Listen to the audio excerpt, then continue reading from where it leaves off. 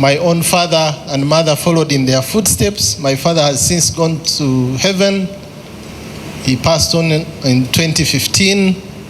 But my mother is still around, weak, frail, going through the struggles of old age. She's now 84, but still saved and so precious and sweet because she knows her Savior. So that's the kind of family I came from. And then I went to Ontario School. I thought I had found freedom that I would never have found in a clergy's home. My father was a clergy of the Church of Uganda.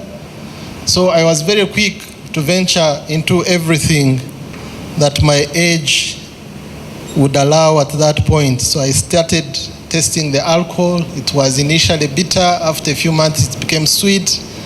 I started smoking. It was very contaminating. And after a while, I became very addicted. I would not do without a cigarette. I loved the opposite sex, but I think I was too young to know what to do with them. But I know I would have fantasies about the next dance, the next social hour, the next so on and so forth. But out of that madness, just 2 years into it, in my senior 2, at the age of 14, the Lord captured me by His grace, and I gave my life to Christ. And indeed, the Lord was so faithful. I went through high school, I went through university, and I was a good guy. Saved, humble, and everything was a tick. But seasons come. As soon as I finished university and I started working, I went into a season of spiritual drought. I remember my first 2 years of service was in the Wharton area of northern Uganda. At that time, 97, if you remember, I spent 2 years without going to church. It was simply too dangerous for anybody to step in church. And the spiritual drought set in. I struggled as a Christian, weak, compromising, hiding some secrets, until when my weaknesses caught up with me much later in life. I know I had just married. It was my second or third year in marriage that I started some inappropriate relationship at work. And I kept it to myself, and I moved on in that weakness until one day when I hit the rock bottom and I fell into the sin of adultery. And at that point I said, I can no longer pretend to be saved. Maybe it's time I give up. And I almost did. But by the grace of God, I felt so lost. I regretted my sin. I regretted my treachery to my beautiful wife. And I started finding ways to come back to Christ. And it wasn't easy in installments. I'm so happy, and why I said I'll start with my testimony, because I had a testimony from people who come from an environment where it is even very dangerous to say you are saved. Now, people being that vulnerable, I feel more challenged to be more vulnerable than I've been. So I started the effort of seeking grace and forgiveness, and I did it in installments. I first spoke to my best friend and to this girl. It's a relationship that I never stayed in longer than the act itself. I immediately had remorse and I moved out. But I spoke to these people. I said to the girl, I said, I lied to you. You know that I'm married. This must end. And to my best friend, I said, pray for me. And that did not actually work for me. I felt still very weak. I felt I could easily go back. And I had struggled mentioning this to my wife and repenting. But finally, I picked the courage and I spoke to my wife. It was heartbreaking and it was painful. But even then, I did not get the victory. But I thank God for one night. This was on the 1st of June 2014, about 10 years ago. I was from fellowship, and I'm happy I'm surrounded by the people I had in that fellowship. We had gone together with my fellowship of KRF, Kampala Revival Fellowship. But we had also gone with a team of brethren from Kenya, whom I had been with for 3 years working in that country.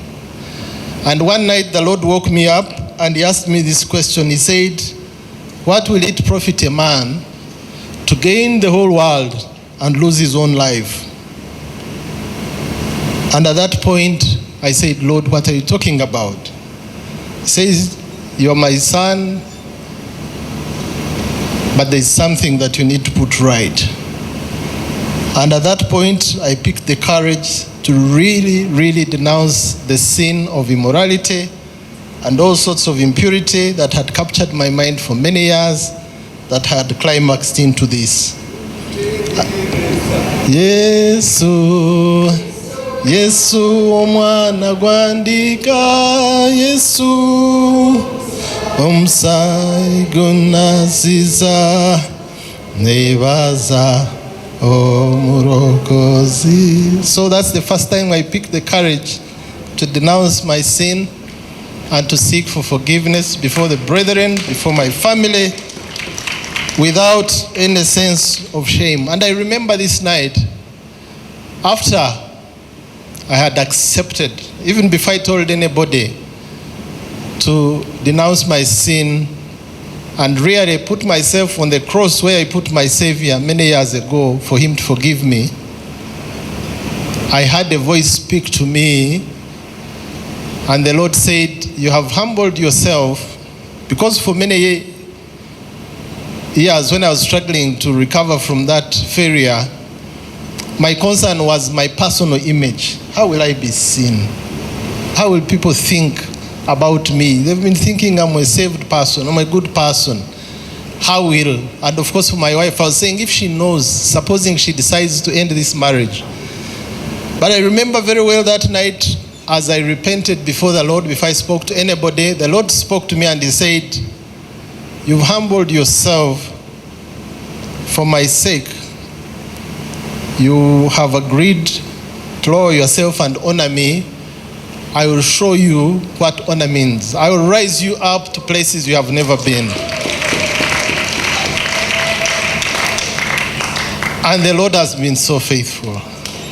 I remembered speaking to him again that night. I said, Lord, if you forgive me and you forgive my sins and you lift me up, wherever you take me, whatever level you take me at, I will never fail to honor you, because this is about you, it's not about me.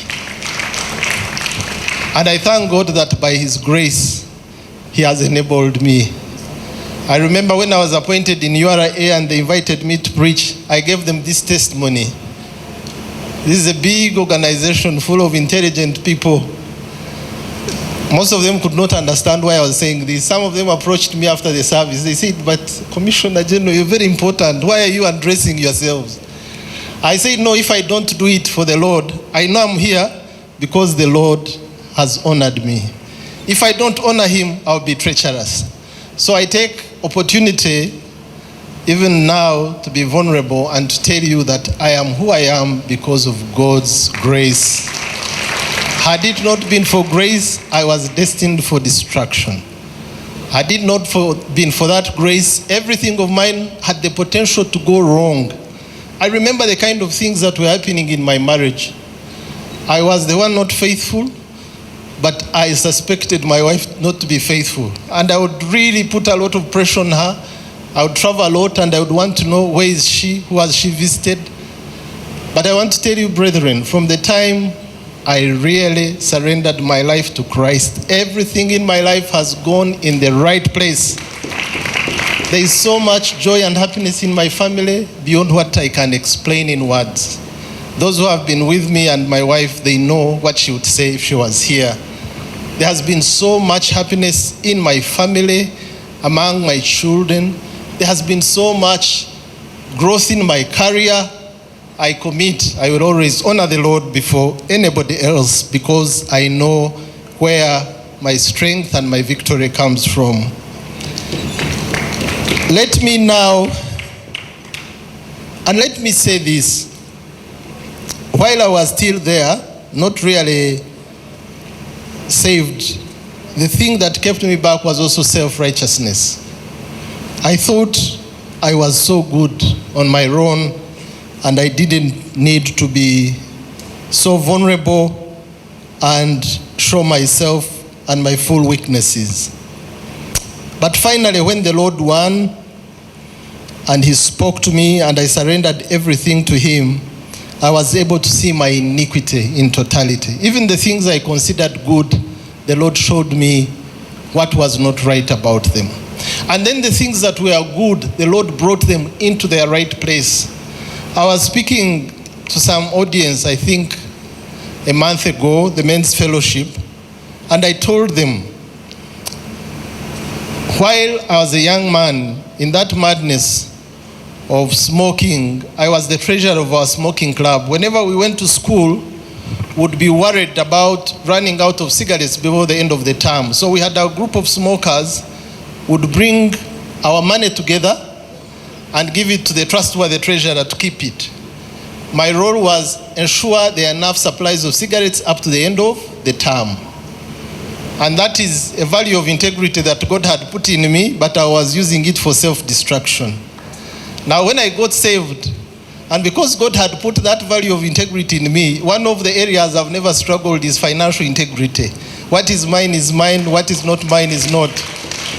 The Lord now put me in charge of the National Treasury. My job is to collect revenue for the development of this nation. And I do it without any struggle. What is for government is for government. My main challenge has been to fight corruption, to end it in this organization. But I thank the Lord. But this is what now the Lord has been able to do. He aligns the good value He had put in you to its right place when you submit to Him. I encourage you, friends, fully submit to the Lord. Now, I'm mindful of time. We have a motto which says, "For God and my country," but our leaders have put this in practice. Mzee has trusted Christians. He looks for us. I remember the day he picked me to work with him for the first time. As a graduate, he found me preaching in some church, and he was not expected. And when he entered and he saw me at the pulpit, he asked me, "What did you study?" I told him mathematics. He said, "Oh, you can count and you are saved." I said, "Yes." That is how he gave me the first job. And I'm sure there are thousands of people our president has picked on the basis of salvation. Thank you, Mzee, our president. Thank you, Mama, whom I'm deeply humbled to represent at this meeting, for opening this nation to God and for trusting Christ. They know that the development of our nation will be based on the fear of God. So I thank them. You may be seated briefly. We are closing. I don't know about you, but I feel very inspired.